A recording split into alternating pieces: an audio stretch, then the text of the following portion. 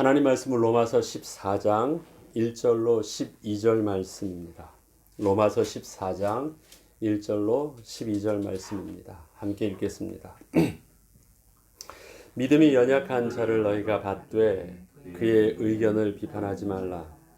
어떤 사람은 모든 것을 먹을 만한 믿음이 있고 믿음이 연약한 자는 채소만 먹느니라.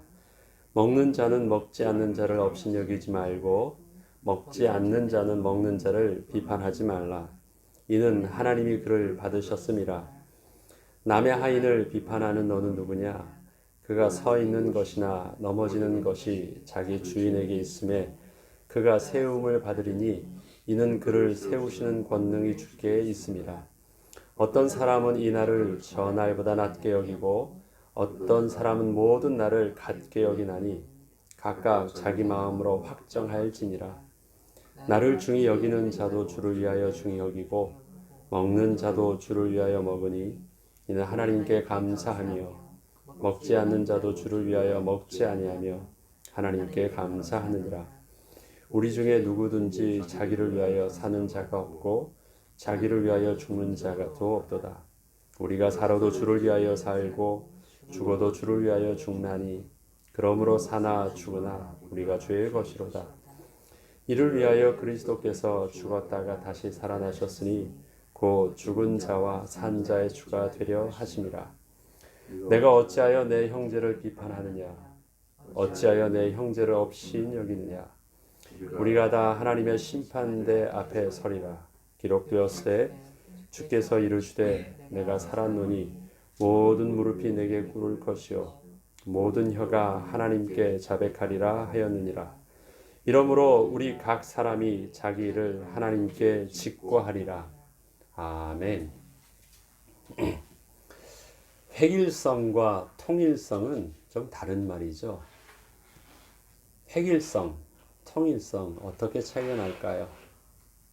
쉽게 표현하면 이렇게 할 수 있을 것 같습니다. 팔도에 모여 있는 팔도의 모든 사나이들을 다 모여가지고 똑같은 유니폼을 입혀놨어요.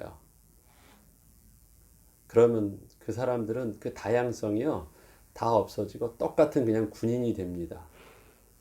말도 똑같이 만들어요.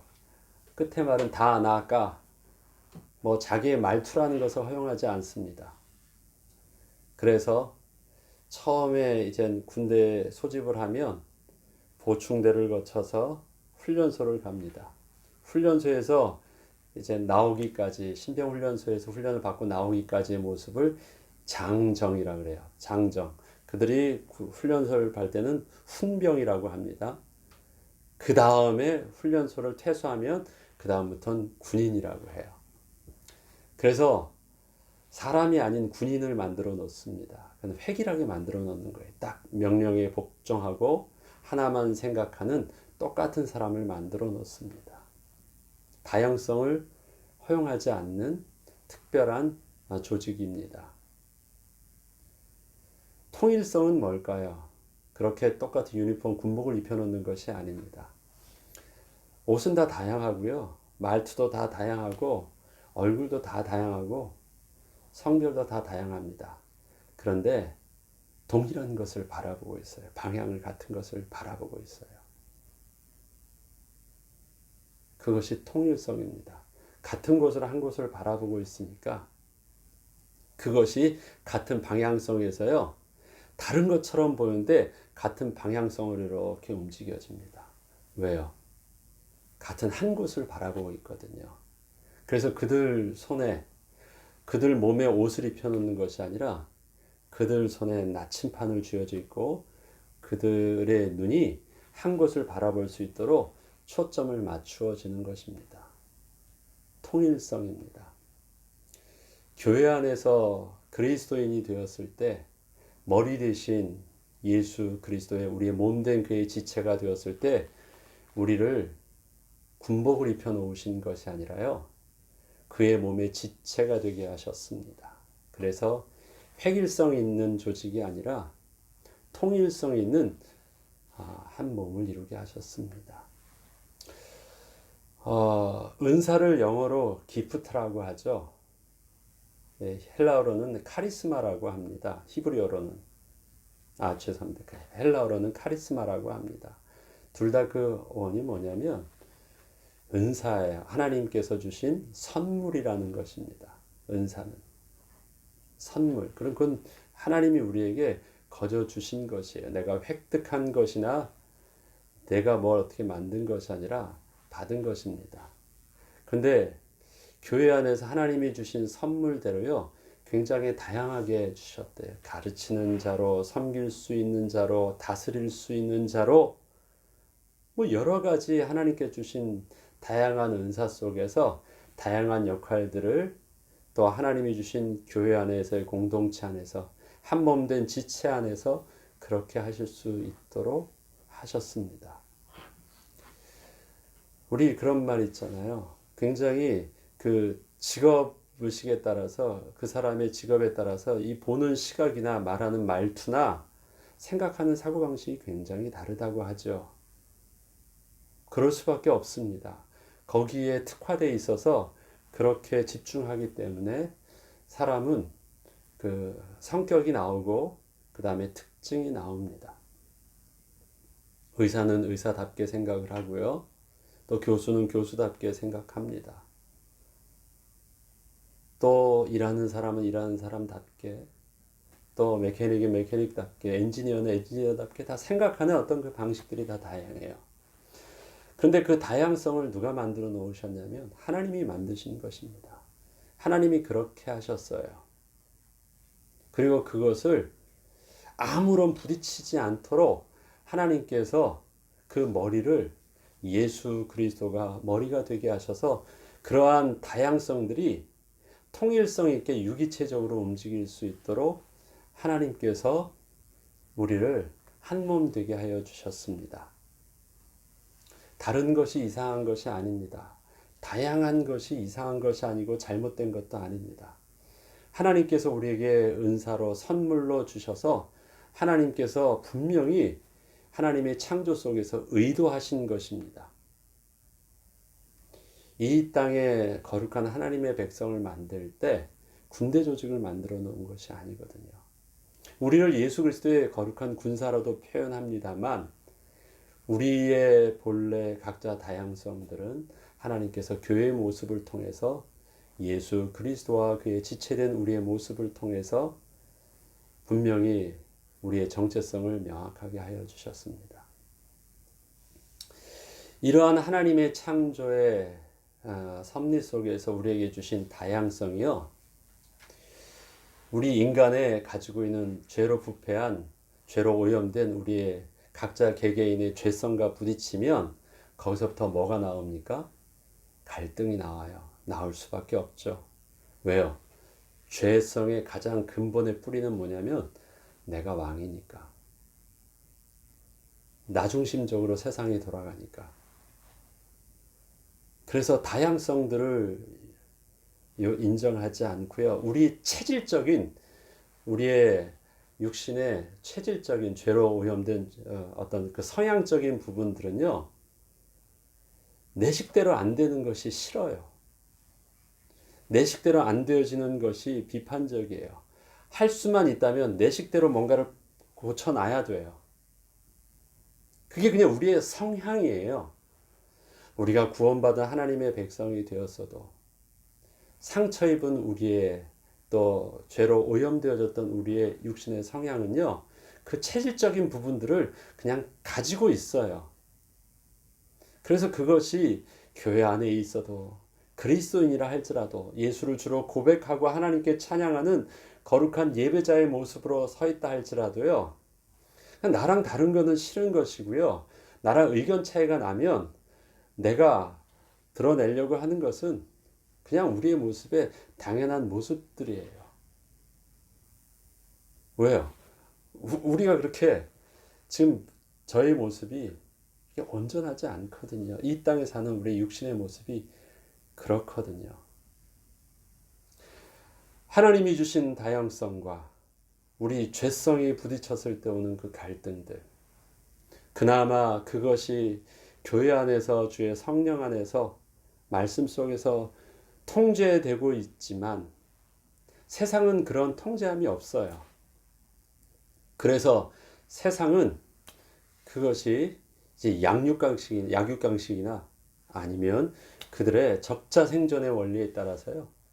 힘 있는 자가 위에 서는 것입니다. 그리고 그것이 그렇게 힘의 원리에 있어서 정복이 되어집니다. 그러나 하나님께서는 교회 안에서는 힘의 원리로 정복되어지는 것이 아니라 하나님의 권위 아래서 질서 있게 하나님께서 그 부분들이 잘 이루어지도록 하신 것입니다. 질서 있게. 그 질서는 어디서요? 하나님께서 부여하신 권위. 그래서 그 앞에서 13장에서도 이 세상 권세까지도 표현해 주시면서 그 권세라는 것이 무엇인지를, 권위라는 것을 배우게 하셨어요. 심지어는 세상 권세 아래서도 복종해야 되는 그 의미 속에서 저들은 너희에게 하나님의 사역자가 되어서 너희에게 하나님의 가르쳐 주시려는 선한 의도가 그 악한 권세자에게도 담겨져 있다. 그래서 그 권위를 받아들이는 자세를 배우게 하셨습니다. 그래서 그 질서 안에서 우리가 새롭게 설 수 있도록 하여 주신 것이에요. 오늘 본문을 보면 형제를 비판하지 말라고 합니다. 이 형제라는 것은 우리 혈연적인 가정에서의 형제가 아니라 우리 그리스도의 한 몸 된 한 가족 된 우리의 그리스도의 또 교회 공동체 안에서의 우리의 형제와 자매의 모습이죠. 비판하지 말래요. 근데 여기서는 두 가지 의미로 단어를 씁니다. 형제와의 갈등을. 하나는 업신여기지 말라는 표현과 하나는 비판하지 말라는 표현을 두 가지를 쓰고 있습니다. 업신여긴다는 표현과 비판하지 말라는 표현을 또 영어적 표현에서 보면 좀 더 우리에게 확실하게 다가오는 단어가 있습니다. 업신여긴다라는 표현들은요, 경멸하지 말라는 표현이 있고요. 또 비판하지 말라는 것은 저지한다. 재판관이 그것에 대해서 옳음과 그름에 대해서 정죄하지 말라는 뜻이 비판하지 말라는 부분들이 있습니다. 그럼 좀 차이가 있죠. 경멸하고 업신여긴다라는 것은요, 그냥 내 마음에 맞지 않는 것입니다. 나의 기준에 맞지 않는 나의 감성적인 부분들이에요. 그러나 저지한다라는 그 판단 속에서는요, 판단의 기준이 있는 것입니다. 그 기준에 근거해서 법에 의한 기준에 근거해서 그게 옳지 않다라는 것을 말하는 것이 그것이 정죄한다는 표현이고요. 그것이 저지한다는 것이고 내 마음에 안 들어. 왜 너는 나처럼 못해 하는 부분들이 업신여기고 경멸한다라는 표현입니다. 그런데 그 두 가지를 계속해서 구별해서 쓰고 있습니다. 두 가지가. 왜 그럴까요? 한번 보겠습니다. 14장 1절부터 보면 믿음이 연약한 자를 너희가 받되 그의 의견을 비판하지 말라. 여기서 너희가 받되 할 때 이 받는 억셉트 한다는 부분들은요, 하나님께서 너희를 그렇게 받았다라는 표현하고 해서 하나님이 우리를 그렇게 품어주시는 것과 동일한 단어로 억셉트를 쓰고 있습니다. 어찌하든 연약한 자를 너희가 받되 그의 의견을 비판하지 말라. 그의 의견이라는 것은 무슨 표현일까요? 자기 생각, 자기가 가지고 있는 그의 한계적인 지식이에요. 그 사람이 가지고 있는 지식의 수준이 그만큼이에요. 그게 의견입니다. 그 의견을 비판하지 말래. 그의 의견이 바로 믿음의 연약함과 같은 의미 속에서 쓰여지고 있어요. 그러면 그 사람이 가지고 있는 지금 이 믿음이라는 말은 뭐냐면요, 그 안에 가지고 있는 하나님을 알고 하나님을 섬기는 지식의 양이 어떠냐라는 의미 속에서의 믿음을 말합니다. 그걸 좀 더 보면요, 어떤 사람은 모든 것을 먹을 만한 믿음이 있고 믿음이 연약한 자는 채소만 먹느니라고 말합니다. 어떤 사람에게서는 그 모든 것을 먹을 만한 믿음이 있다라고 말합니다. 바울이 그렇게 합니다. 고린도 성도들에게 옛날에는요, 그리스도인들에게 참 힘든 일이 있었어요. 예수를 주로 고백하면서 한 하나님을 주로 섬기기 시작했을 때 그는 단순히 신앙만 받은 것이 아니라 그 사회로부터의 또 출교가 되어지는, 사회로부터 이탈될 수밖에 없는 형편에 있거든요. 그리고 또 문제가 있습니다. 사회생활이 되지 않으면 경제생활이 되지 않아서 굉장히 어렵습니다. 그러나 당시 이방 사회에서는 대부분 이 우상 신전 사회에서 신전에서 우상을 섬기면서 살았기 때문에 거기에 신전에서 바쳐진 제물들이, 음식들이 통용되어졌고 그것이 되게 싸게 또 드러나기도 했습니다. 제가 이것은 인도에서도 경험한 일인데요. 인도에서는 교회예요. 교회인데 한 교회를 갔는데 거기는 이제 마리아 교회입니다. 그럼 마리아 교회 마리아 상이 있어요. 사람들이 와서 거기다가 인도의 사리를요, 그 마리아 상에다 옷을 이렇게 헌신에 입혀요, 말이에요. 존경하는 뜻으로. 그럼 사람들이 다 와서 그걸 하죠. 그럼 그거를 또 팔아요. 팔 때는 이렇게 마리아에게 입혀졌던 옷이라고 해서 특별히 팔기도 합니다. 거기에 신전에서 또 드려지는 음식들도 있습니다. 이렇게 해서 다 통용돼서 바쳐졌던 것이 나오는데요. 시장에 나왔을 때는 이게 어디서 나왔는지를 몰라요. 사람들이 팔 때는 이게 신께 바쳐진 것을 싸게 사다가 우리한테 이렇게 아닌 것처럼 비싸게 파는지 원산지를 모르는 거예요. 어디서 출처를. 그럼 어떻게 해야 돼요? 이걸 먹어야 돼요? 말아야 돼요? 안 하려니까 내가 믿으려면 내가 직접 잡아서 먹어야 되고 내가 농사해서 먹어야 되는데 이게 어떻게 해요? 고민들이 많습니다. 우상 숭배하지 않고 우상의 것을 먹지 않는다고 하는데 바울은 그렇게 말합니다. 내게는 하나님이 한 하나님입니다. 다른 것은 신 자체가 아니에요. 그들은 우상 자체가 우상이라는 또 다른 신이 있는 것이 아니라 내겐 한 하나님밖에 없어. 그러니까 아무것도 아니에요. 그래서 먹는 것에 대해서 자기는 거리낌이 없다라고 해서 먹을 수 있어요. 내게는 모든 것이 가하다고 해요. 그런데 내가 먹는 것을 보고 혹시 그 믿음이 연약하여서 이것이 우상 숭배하고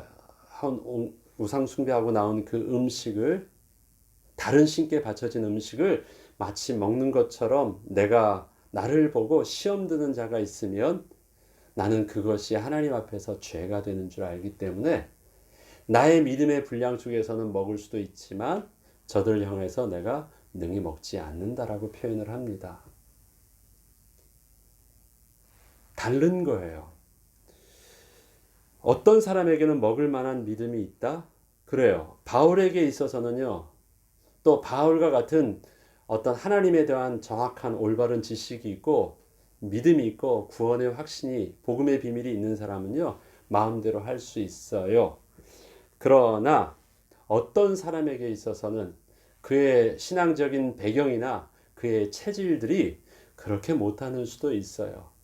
그래서 신전 앞에 버쳐진 것이 두려워가지고 그거 안 먹으려고 하다 보니까 내가 먹을 것은 뭐밖에 없어요? 채소밖에 없어요. 고기는 다 이렇게 어디서 또 희생제물에서 바쳐진 것일 수도 있으니까. 그러면 넌 아직도 복음도 덜 깨달았다고 말할 수 있느냐라는 거예요. 내가 복음을 받았다라고 하는 그리스도인이 저렇게 지가 아무것도 못하는 저들을 통해서 업신여기지 말래. 네 수준이 그것밖에 안 되냐고 말하지 말래요. 네, 믿음이 연약한 자는 채소만 먹는데 자기는 잘 아직 몰라요. 지금 갓 예수 그리스도를 믿었어요. 그러나 그의 체질적인 부분들이 잘 몰라요. 그렇지만 그가 채소만을 먹는 거는 그래도 내가 하나님을 온전히 섬기고자 하는 믿음을 가지고 거리끼는 것을 안 하고 있는, 나름대로 하나님 앞에서 신앙을 지키고자 하는 그런 그 개인의 모습 속에서는 열심일 수도 있거든요. 업신여기지 말래요. 먹는 자는 먹지 않는 자를 업신여기지 말고, 먹는 자는 먹지 않는 자, 복음 안에서요, 그리스도의 복음을 깨달은 자는요, 모든 것이 다 가할 수 있어요. 하나님은 한 분밖에 안 계시니까. 그들에게 있어서는 자기의 판단을 가지고 그 내 기준을 가지고 넌 왜 나처럼 못하느냐라고 하는 자기의 믿음의 분량과 복음의 그 기준 속에서 그를 경멸하거나 그를 무시하지 말고 책망하지 말래요. 먹지 않는 자는 먹는 자를 비판하지 말라. 먹지 않는 자는 먹지 않는 이유가 있어요. 왜? 자기가 그동안 가지고 있었던 율법의 기준 속에서 이건 아니었던 것이었거든요. 아니었기 때문에 계속 아닌 거예요. 유대인들의 율법 속에서 먹어서는 안 되는 음식들이 많았죠. 구약에 보면 다 나와 있잖아요. 그거를 내가 그리스도인 됐다고 해서 딱 먹으려고 하니까 거리껴지는 거예요. 안 먹혀요. 돼지고기도 안 먹히고, 네. 그러한 내 모습이 그래도 하나님께서 우리에게 말씀 속에 해주셨던 거룩함에 이르는 하나님의 요구사항이시고 우리에게 주셨던 좋은 방법이셨지 않느냐. 난 먹을 수 없어. 너는 그것도 못해? 라고 말하면서요. 비판하지 말래요. 비판하는 자는 자기의 가지고 있는 율법의 기준이 있는 거고요. 업신여긴 자는 이 복음에 하나님께서 붙였던 그 믿음의 분량을 가지고 자기의 가지고 있는 창조적인 하나님 앞에서의 그 열심을 가지고 또 상대방을 판단하는 것이에요. 그래서 그리스도인과 또 유대교에 있는 유대인들과에 있어서는 한쪽은 업신여기는 개념이고요. 한쪽에서는 비판하는 개념이에요. 교회 안에서는 유대인들은요, 이방인 그리스도인들에게 그렇게 자기네들 율법 속에서 하나님 앞에 섬겼었던 그런 율법의 기준들을 그들에게 요구했어요. 마치 할례도 거룩한 것처럼, 마치 음식 먹는 것도 음식도 그렇게 구별해야 되는 것처럼 자꾸 그런 부분들을 요구하면서 거기에 맞지 않고 그 율법도 모르는 부분들을 비판하면서 자기의 의의를 드러내려고 했고요. 믿음 안에서 자유함을 얻은 사람들은 너 아직도 그렇게 꺼렵게 하면서 잡혀 있느냐고 그들을 가지고 자기의 믿음의 복음의 기준 속에서 그러려고 했어요. 업신여기거나 비판하지 말래요. 둘 다 가지고 있는 자기들의 입장 속에서 상대방의 갈등의 기준들이었습니다. 자, 그렇게 하지 말라는 부분들 속에서 계속해서 여기서 초점을 맞춰주는 부분들이 있습니다. 하나님이 그를 받으셨습니다. 하나님이 그를 받으셨을 때 이 그는 누구를 말할까요? 업신여김을 받는 자와 비판을 받는 자, 양쪽 다 그입니다. 양쪽 다 누가 받았어요? 양쪽 다 틀렸다라고 표현하고 있는데 하나님은 양쪽 다 너희들이 틀렸다고 하는 그 양쪽 다를 하나님이 받으셨다. 이 받으셨다라는 부분들이 연약한 자를 너희가 받되라고 하는 그 어세트랑 똑같은 말입니다. 이해하시죠? 그러니까 하나님이 받으신 부분들을 너희들이 거부하고 너희들이 그렇게 거절하지 말라고 말합니다. 품으라고 하십니다. 남의 하인을 비판하는 너는 누구냐? 그가 서 있는 것이나 넘어지는 것이 자기 주인에게 있음에 그가 세움을 받으리니 이는 그를 세우시는 권능이 주께 있음이라. 자, 여기서 보면 남의 하인을 왜 썼을까요? 여러분들이 그 주인 될 수 있는 권리가 어떻게 해서 주어질까요? 내가 사거나 내가 만들거나 그렇죠? 아니면 내가 또 그것을 소유했거나 뭐 그것을 내가 받았거나 하죠. 그것이 내가 주인 될 수 있는 권리예요. 그러면 그 주인은 그 소유권이 있는 그 권리는 그 밑에 있는 종과 그 모든 것들을 자기 의대대로 할 수 있어요. 여기서 우리에게 구별해서 보여주려고 하는 부분들이 주권이 누구에 있느냐라는 부분들을 우리에게 표현하고 있는데 이해 쉽게 주인이라는 부분들을 표현합니다. 하나님은 우리를 만드셨고요. 또 우리를 그리스도의 생명으로 우리를 값주고 사셔서 새 생명을 얻게 하셨습니다. 그래서 하나님께서는 분명히 구약에서도 마치 속전을 내게 하듯이 레위인은 내 몫이라고 말씀하시듯이 하나님의 소유권에 대한 부분들을 명확하게 하셨습니다. 주인 되셨습니다. 그러면 하인을 비판하는 것, 왜 남의 하인을 주인도 지금 가만히 있는데 너희들이 비판하느냐. 세우는 권세, 세우고 떨어뜨리고, 이건 어떤 표현이냐면요. 내가 무슨 일을 하려고 하는데요. 자, 오늘 내가 반일을 하는데 좀 다 나와봐. 그래서 다 나오게 합니다. 줄을 세워요. 몇 명 필요해 다 나오게 했어요. 그런데 줄을 세우는데 그 주인이요. 한쪽은 이렇게 세우고 나를 보고 세우게 하고, 한쪽은요. 그 사람들 반대편에서 저들을 보고 이렇게 세우게 해요. 그러면 딱 역할이 분배하죠. 야, 너희들은 얘 말을 따라서 이렇게 해. 그게 줄 세우는 거예요. 그리고 줄 세운다라는, 군대에서도 줄 세운다고 하면, 예. 자, 첫 번째, 두 번째 해서 줄 잘 서야 되죠. 첫 번째는 이거 해. 두 번째는 이거 하고, 이거 하고, 이거 하고. 그렇게 할 수 있는 권세가 누구에게 있어요? 주인에게 있어요. 주인이 그 사람을 가져서 거기에 모든 일들을, 이 일들을 시켰을 때는요, 책임이 누구에게 있는 것이고, 누구의 의도가 거기에 담겨 있느냐? 그게 주인의 의도예요. 남의 하인을 왜 네가 네 주인인 것처럼 네가 왜 왈가왈부하느냐? 그건 뭐 상식적인 말이죠. 근데 마치 우리가 비판하고 업신 여기는 것이 꼭 그러한 거랑 다르지 않대요.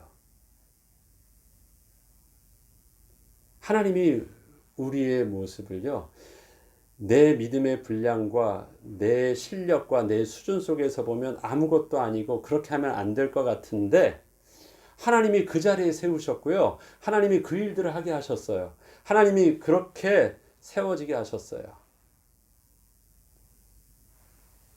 그런데 그거를요, 내가 마음에 안 들다고 표현하고 있고, 내가 업신여기고 있어요. 누가 주인이야? 심지어 지금 비판하고 업신여기는 그 자도 사실은 똑같은 종인데, 나는 뒤에 섰고 주인이요, 저 사람은 내 앞에 세웠어요. 그걸 왜 똑같은 하인된 너희들이 너희는 하라는 대로만 하면 되는 것이래요. 권능은 주님께 있습니다. 어떤 사람은 이 날을 저 날보다 낮게 여기고 어떤 사람은 모든 날을 같게 여기나니 각각 자기 마음으로 확정할지니라. 자, 날에 대한 것들이 유대인들에게 있어서 굉장히 의미가 있죠. 왜 그렇습니까? 안식일, 날이요. 그 안식일이라는 부분들은 성경에서 처음부터 숙명적으로 정해져 있습니다. 안식일은요. 안식일은 바뀌지 않아요. 그 다음에 이 절기는 날짜가 바뀝니까? 안 바뀝니까? 날짜가 음력 날짜니까 해마다 바뀌어요. 근데 그 안식일, 요일은 바뀌지 않아요. 그러다 보니까 그 안식일도 매일매일 계수해야 되고요. 안식일은 안식일 낮게 긴장되면서 잊지 않도록 매일 안식일을 오늘 안식 후 첫째 날, 안식 3일 전날, 안식 이틀 전날, 안식일 하루 전날, 이런 식으로 그들의 날을 계수하는 방법이 있거든요. 그 안식일에다가 갑자기 절기가 와요. 절기는 날짜에 맞춰서 또 절기가 와요. 그럼 이 절기도 굉장히 중요하게 잘 지켜야 돼요. 거기에 또 월삭이라는 것이 있어요. 달의 처음. 그런데 안식이라고 첫 달, 첫 일하고요. 예. 월 초하고 딱 겹칠 수도 있어요. 막 이러면 그들에게 있어서는 굉장히 힘들게 제사를 드리는 것이나 예물을 드리는 것이나 굉장히 이스라엘 백성들은 삶이요 막 바뀝니다. 그래서 평생 삶이 그들에게 있어서는 날짜 계수하는 것들이 굉장히 중요한 삶의 의미가 있어요. 거기에 또 뭐가 있습니까? 그들이 농사를 짓잖아요. 농사를 지려면 이 농사 짓는 사람의 날짜가 있잖아요. 자칫 잘못하면 이 놓치면 큰일 나요. 미리 준비되어지지 않으면 안 되는 일들이에요. 그래서 날과 절기가 굉장히 중요합니다. 특별히 그들 속에 유대인의 큰 절기가 있죠. 절기 중에서도 그것이 대속죄일도 있고요. 유월절도 있고요. 이러한 큰 일들이 거기에 있습니다. 어떤 사람들은요, 이 날을 전날보다 더 낮게 여겨요. 더 크게 여겨요. 그래서 이때를 중심으로 그들의 삶에 또 일련의 모든 행사와 자기의 삶의 패턴을 그렇게 맞추는 사람도 있대요. 그런데 어떤 사람은 모든 날을 같게 여긴대요. 하나님이 그 모든 것들을 다 주어서 선택적으로. 이걸 우리식대로 한번 표현해 보면 어떨까요? 매일매일 삶에 드리는 예배, 우리 새벽 예배를 그냥 모든 예배 속에서 똑같이 예배를 드리는 사람이 있고, 주일 대예배하고 그것이 제일 중요한 예배에서요, 그렇게 해서 어떤 무게중심을 그렇게 두고 예배를 드리기도 하고요. 그러면 그 느낌이 어떨까요? 어떤 사람은 그것이 아니라 절기 속에서 성탄절, 추수감사절을 그해서 그때만 또 교회 다니는 뭐 이런 부분들도 있어요. 나를 갖게 여겨진 매일매일 삶으로 매일 하는 사람들 입장에서는요, 다 수준 차이가 나는 모습들일 수도 있고요. 나랑 다른 모습에 내가 더 나아 보일 수 있죠. 그거 너희들이 업신여기거나 비판하는 기준으로 삼지 말래요. 어떻게 하라고요? 각각 자기 마음으로 확정하래요. 하나님 앞에서 내가 하나님께 드려지는 너의 믿음 분량 통해서 그렇게 하래요. 그래서 주일 예배만 나오시는 분들도 있고요. 새벽 예배를 통해서 또 그렇게 매일매일 삶 속에서 또 홀로 하나님 앞에서 예배하며 스스로 하나님과 나와의 관계에 삶의 최선을 자기의 믿음의 분량만큼 하는 부분들이 있어요. 그것을 가지고 너희는 뭐라고 거기에는 입을 대는 필요는 없다고 합니다. 왜요? 각 사람이 자기를 하나님 앞에서 스스로 짓고해야 되는 하나님과 또 그 개인과의 관계 속에서 이루어져야 될 답이라고 해요. 하나님은 그것에 대해서 한 달란트 있는 자에게 한 달란트만큼의 분량을 요구하고 그만큼의 하나님의 모든 축복을 그 다음에 칭찬을 하시는 분은 하나님이 하실 일들이지 스스로가 판단할 일들은 아니라고 말씀하십니다. 그것은 우리에게 중요하게 여길 본질이 아니래요. 나를 중히 여기는 자도 주를 위하여 중히 여기고 먹는 자도 주를 위하여 먹으니 이는 하나님께 감사하며 먹지 않는 자도 주를 위하여 먹지 아니하며 하나님께 감사하느니라. 양쪽 다 쓰는 표현 중에서 우리가 감사한다라는 의미는 언제 감사라는 표현이 나올까요? 감사한다라는 것. 내가 마땅히 대가를 받은 거면 이건 감사할 것이 아니에요. 뭐죠? 그건 당연한 거예요. 감사한다라는 부분들은 내가 은혜를 받은 부분들에 대해서 하는 것이에요. 나는 은혜를 많이 받았어요. 그래서 이것이 그 감사가요, 나는 좀 더 많이 해야 돼요. 왜? 나는 많이 받았다라고 생각하니까. 그래서 받은 은혜만큼 감사해요. 그래서 자기는 하나님 앞에서 나를 중히 여겨서 일주일에 한 번이든 1년에 한두 번이든 한다라는 부분들을 한다 할지라도 그가 그렇게 해서 이렇게 먹는 것도 다른 사람 볼 땐 굉장히 작아 보이는 분량이라 할지라도 그는 그가 받은 그 은혜에 감사함으로 그렇게 하고 있는 것이에요. 하나님을 미워함으로 하나님을 업신여김으로 그만큼 하고 있는 것이 아니라 그는 그가 받은 은혜에 감사함으로 그가 할 수 있는 만큼을 하는 것이래요. 괜찮대. 그것을 받은 만큼은 더 할 수도 있대요. 양쪽 다. 행동하는 저들의 근거가 하나님 앞에서 받은 은혜에 대한 반응임을 분명히 알기 때문에 거기에 대해서 비판하거나 업신여기지 말라고 합니다. 우리 중에 누구든지 자기를 위하여 사는 자가 없고 자기를 위하여 죽는 자도 없도다. 교회에 와서 우리가 하는 하나님 앞에 서 있는 우리의 모습이 근본이 그렇다는 것이죠. 우리가 살아도 주를 위하여 살고 죽어도 주를 위하여 죽나니 그러므로 사나 죽으나 우리가 주의 것이로다. 이를 위하여 그리스도께서 죽었다가 다시 살아나셨으니 곧 죽은 자와 산 자의 주가 되려 하심이라. 우리가 출애굽기 할 때 생명의 속전에 대해서 천한 자나 부한 자가 그 속전의 값이 달라요, 같아요? 같다고 합니다. 부한 자도 성전세 반세계, 가난한 자도 성전세 반세계. 왜? 그 속전은 생명의 값이었기 때문에 그렇습니다. 하나님은 그것에 대해서 있는 자가 좀 더 내라고 표현하지 않습니다. 왜요? 하나님이 우리에게 주신 역할 속에서 존귀함과 부함과 다양성들은 있지만 하나님의 기준은, 하나님이 성전에 나와서 하나님이 그들을 품는 기준은 어떤 것을 보고 있다라는 거예요? 생명을 보고 있다라는 것입니다. 예수께서 십자가의 죽으심은 생명에 대한 값을 치러주신 것입니다. 세상에서 우리가 가지고 있는 삶의 가치에 대한 값을 치러주신 것이 아닙니다. 이 땅에서 삶의 가치는 세상에서는요, 좀 되게 달라 보여요. 어떤 사람은 그 한 사람의 역할이 많은 사람들에게 영향력을 입힐 수 있는 굉장히 가치로운 사람이 있을 수 있고요. 어떤 사람은 자기 하나도 감당하지 못할 만큼 연약해서 누구에게 도움을 받아야 되는 정말 어려운 사람들도 있어요. 세상에선 그런 세속적인 가치 기준은요, 얼마나 그런 것이 사람들에게 도움이 되냐, 도움이 되지 않느냐라는 삶의 가치 기준이 있지만 하나님의 가치 기준은 전혀 다릅니다. 예수 그리스도의 십자가의 죽으심은 바로 생명의 기준입니다. 그러기 때문에 이를 위하여 그리스도께서 죽었다가 다시 살아나셨다라고 표현을 합니다. 지금 앞에서 말했던 부분들은 다 무엇입니까? 저들을 판단하게 되었던, 비판하게 되었고 업신여기게 됐던 그 기준들은 뭐예요? 드러나 표현되어지는 삶의 가치 기준이에요. 그런데 하나님이 교회 안에서 한 몸의 지체가 되었을 때 하나님은 뭘 보세요? 생명의 속전 반세계를 보세요.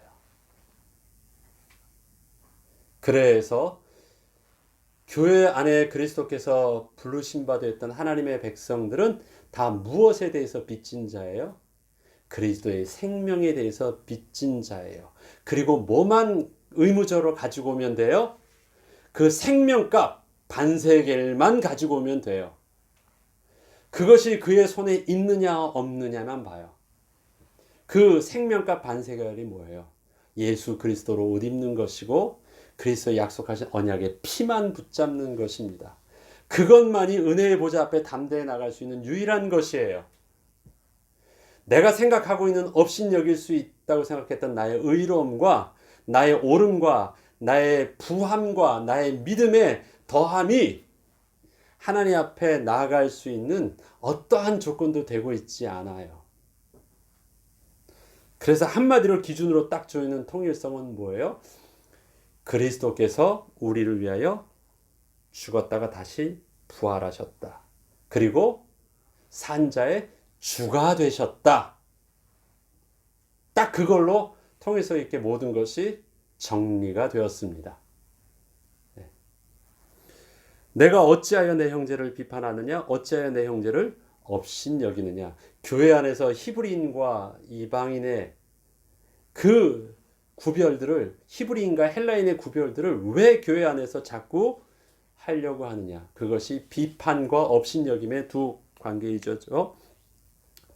우리가 다 하나님의 심판대 앞에 서리라. 그러면 뭘 해요? 잔치집의 왕이 길거리에서 사람들을 다 모아한다 할지라도 뭘 봐요? 옷 입고 왔느냐 안 입고 왔느냐.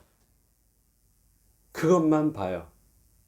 그들이 어떤 신분이었느냐라는 것을 보지 않고요. 그들이 옷 입고 왔느냐 안 입고 왔느냐만 봐요. 입고 오면 똑같아요. 주께서 이르시되 내가 살았노니 모든 무릎이 내게 꿇을 것이요 모든 혀가 하나님께 자백하리라 하였느니라. 이러므로 우리 각 사람이 자기를 하나님이 직고하리라. 누가 말하는 거예요? 다른 사람이 이 사람에 대해서 말해주려고 하지 마요. 그러면 그게 뭐가 돼요? 자꾸 비판이 되고 업신여기는 것밖에 어필이 안 되는데 스스로가 하나님 앞에서 말하래요. 내가 왜 이 날 중에서 이 날을 더 낮게 여겼는지, 내가 왜 채소만 먹었는지 말하래요. 그 왜라는 부분들이 내가 하나님께 감사해서, 내가 하나님을 사랑해서, 내가 하나님께 주신 그 믿음에 나의 판단대로 하나님께 그렇게 하였다고 고백을 해요. 그러면 하나님은 어떻게 하신대요? 그를 하나님의 은혜로 받아주신대요. 그러면 됐잖아요. 정리하겠습니다. 하나님이 우리를 억셉트 하듯이 우리도 저들을 억셉트 할 수 있는 은혜가, 그래서 우리 교회 안에서 우리의 다름들이 나와 똑같은 획일성을 요구하는 어리석은 자가 되지 않고 주인 되신 하나님의 자리에 내가 주인인 것처럼 행세하는 악한 자가 되지 아니하도록, 그리고 그리스도의 생명된 속전의 모습을 가지고 주 안에서 한 형제된 축복을 함께 누릴 수 있는 우리의 교회가 될 수 있도록 오늘도 우리가 기도하고, 또 그 교회 축복이 우리 교회가 될 수 있도록 응답받는 저와 여러분 되길 주 이름으로 축원합니다. 주기도문으로 마치겠습니다.